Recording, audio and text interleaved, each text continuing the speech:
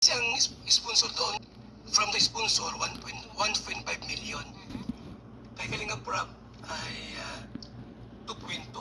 So yung sponsor na yon, specific yan sinabi na itong bahay na ito kay Viancy. Kalinga po yun. Okay. Kalinga sponsors. Talagang sponsor namin yun. Nagkataon lang na si Biancy ang beneficiaries namin. Okay. Tapos yung sa akin po, 400,000. Galing yung pera from Kalinga Prab kasi monthly po. Pero yung, so kunwari, di ba, mas alam ng Kalingap na pupunta yun kay Viancy. Specific yun para kay Viancy. Oo po, itutuloy ko lang po. Bali yung 400,000 galing kay Kalinga Prab, yung bigay sa akin every month, 200,000. Niligay ko doon. Alam nila kasi mayroong house blessing. May certificate. Nakalagay sa certificate, yung bahay po alagaan. Yung bahay po pangalagaan. Sige, pero hindi po nakalagay sa pangalan. Kanino po nakapangalan yung bahay? Sa kanila po nakapangalan. Okay. Kung nakapangalan sa kanila, then for all intents and purposes, yung transfer certificate of title na sinasabi, Opo. oo, sa kanila na talaga yun. Walang pwedeng magkuha kahit ako, hindi ako bilang kumuha kasi Yes. Oo, sa kanila na ganun yun. yun. Sandali, nasa linya rin natin Yes, yata, ma'am. ano, on video call sa atin, si Viancy, Opo. at ang nanay niya, naka-video call sa atin, nakauwi na sila ng Camarines. Opo. Norte. Opo, nakawin na po. Oo. Okay po. Magandang hapon, Viancy and Ma'am Hansel. Hello po. Ma'am, nakamute po ata kayo, Ma'am Nakamute. Viancy. Oo. Hello, ayan. Okay na po. Oo. Okay. So ito, Viancy, kasi nandito ka naman sa studio last week ba ito? Actually, or a couple Opo. of weeks ago. Oo. Last- Ngayon naman ay nandito si Sir Val para rin na marinig natin ang panig nila. Pero dito, klarong-klaro naman na yung mga transaksyon, above board, legitimate, may kinita, meron rin namang appropriate na compensation natin tawagin na nakarating kay Viancy. Tama? Tama ba, Viancy? Ano po? May mga natanggap ka rin. May bayad, may pera, tama ba? May, ano pa ngayon, sir? May tricycle. Bonus lang. Opo, sa sponsor po galing. Okay, sa sponsor. Okay. So, ngayon, ang kailangan lang naman natin ngayon, sir, is tapusin na no? Yung paggamit kay Viancy as content. Tama ba? Erase po. Opo, Oo. erase po lahat ng vlog. I-take down po yung lahat ng vlog po sa akin. Yun lang po yung gusto ko po. Okay. So, yun yung sinabihan niyo, sir, na okay, wala namang problema nung kausap kayo the last time. Pwede attorney magsalita ba? Sige. So, ang kanila i-take down lahat ng video.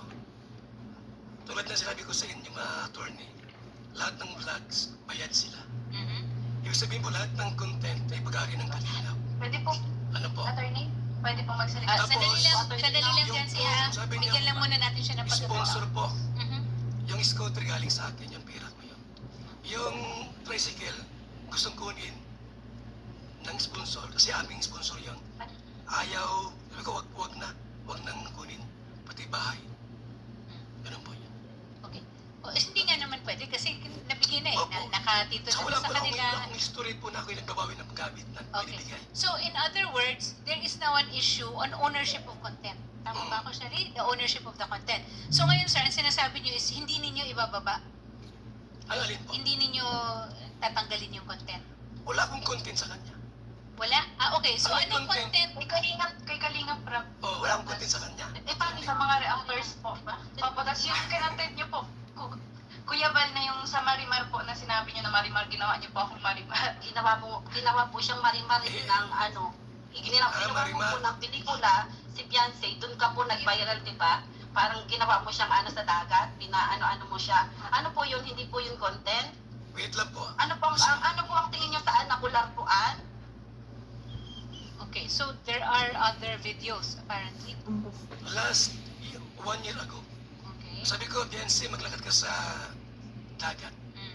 Bibidyo kita. Mm. 30 minutes. Mm. Ang views ay 60,000 views. Sa pera, attorney, baka mga 10 lang Di yun. ba po Kuya Val, kaya niyo po yung pinagawa sa akin para po bigyan niyo po ako ng sabi niyo pong motor. Yun na po yun yung sinasabi niyo na binili niyo po na yung pera niyo, pero ginamit niyo po ako pa din na content. Yun po yun. So, po yung In pera exchange for that content, yung may motor motor. niyo po doon sa content po na ano nyo. Attorney, Oo. yung content na nagalakad lang sa dagat, ano po, 30 minutes vlog. Okay. Kumita ko doon mga 8,000 lang. Okay. Ano, sabi ko, Biansi, bibigyan kita ng motor. Bigyan ng motor. Ngayon, bakit nagreklamo yung papa niya na nainitan daw? Ay, totoo naman po kasi Kuya Bal, di ba? Kasi, nainita naman, maano nga po doon eh, madikya nga po doon kahit na ano kasi Naglakad sa lang utang na loob po ano, namin sa inyo. Sa attorney. utang na loob po namin sa inyo, Kuya Bal, kasi sinasabihan niyo po kami walang utang na loob. Yung utang na loob po namin sa inyo, yan po, pumapayag po kami kahit anong sabihin ninyo, di ba? Kahit ano pong sabihin ninyo sa amin. Kasi may utang na loob po, malaki ang utang na loob po namin sa inyo. Attorney, sino may sabi na ako nagsabing utang na loob? Pagkitanong doon sa kanila. Wala naman Meron po kami mga ebidensya po. Ilabas niyo para malaman ko. Halos kada live po niya, yung pinapalayas niya po kami dito, lumayas kayong mga mag-asawa kayo, lumayas kayo, dalahin mo yan mga ano mo, iwan ninyo yung beneficiary dito sa bahay. Bakit?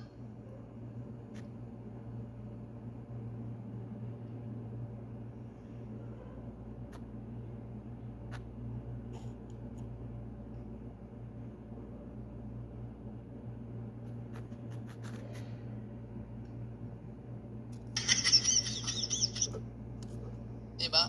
Kasi sinabi ni attorney na abusado. Just to stop as our bargaining point, aalis ka dun sa bahay na yan, tapos na lahat. Tapos na. Tanggalin po nila yung mga vlog po nila Ay, tatanggalin ng mga vlog sa'yo para mawala yung mga ebidensya kung paano ka umangat, kung paano ka nila tinulungan. Para ang matira na lang yung mga salita mo na sinisiraan mo sila. Pinapatanggal mo yung mga vlog mo, yung mga vlog nila sa'yo, kasi gumawa ka ng channel, doon mo sila sisiraan. Ang tindi ng plano mo. Okay? Pero kung ako sa Team Kalingap, huwag nilang burahin lahat ng video. Hayaan nyo na dyan. Okay? Hayaan nyo hindi naman yan kumbaga, gusto nilang makalimutan. Di ba? Walang gusto nilang kalimutan yung ginawang kabutihan ng mga tao na yun sa kanila, no? Kasi ikaw, kapag gusto mong burahin yung mga video sa'yo, tungkol sa'yo, lalo na yung mga kung paano nagsimula, kung paano sila nagsimulang tulungan ka, ibig sabihin,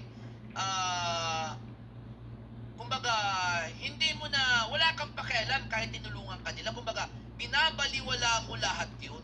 Lahat ng hakbang na ginawa ng Team Kalingap para umangat yung buhay mo at guminhawa ang buhay mo is ini-invalid mo lahat. Kabastusan yun. Di ba? Kabastusan yun yung ipapatanggal mo yung mga video nila. Anong ibig mong sabihin? Kasi kaya mo pinapatanggal, ayaw mong malaman pa ng ibang tao, okay, ng mga bago magiging supporter mo, na ikaw talaga ay tinulungan ng Team Kalingap. Yun. Ayaw mong malaman ng iba pang tao na tinulungan ka. Grabe, bakit mo tinanggap yung tulong kung ayaw mo naman pala na makita ng ibang tao tinutulungan ka? Ano yan? Para i-flex mo na ikaw yung para i-flex mo na kuminhawa ang buhay mo dahil sa iyo? Dahil sa sipag mo? Dahil sa sikat ka? No? Hindi dahil sa tinulungan ka ng Team Kalingap? Kaya mo gustong ipabura yung mga video? Oo nga naman kung gusto, kasi ganito oo nga naman, no? Kung gusto mo magsimula ng ikaw lang, no? Kung gusto mo magsimula na ikaw na lang yung, kumbaga, mag-solo, ikaw, ayaw mo nga naman na may masabi yung ibang tao, tinulungan ka lang nito, kaya ka na gano'n, na dumating dyan. Diba? So, ayaw isipin ng tao yon. Ayaw niya na isipin ng tao sa kanila yon. Okay? Kaya gusto niyang ipabura. Okay? Kasi gusto niya magsimula ng sarili niya. Ungrateful talaga. And take down. Yes lahat po, video na inano po nila. Sige. Tapos, hindi na po sir sila magkukuntin. Pinali na. Wow, hindi magko-content. Bakit? Sige, ano nyo ako, pigilan nyo ako na hindi ako mag-content. Pag pinigilan nyo ako na hindi mag-content, sino kayo para pigilan ako? Ha? Oh. Gumawa ka pa ng channel mo, lahat ng vlog mo dyan, ano ko yan. Papasinin ko yan. Sikat ka, di ba? Oh, di ba?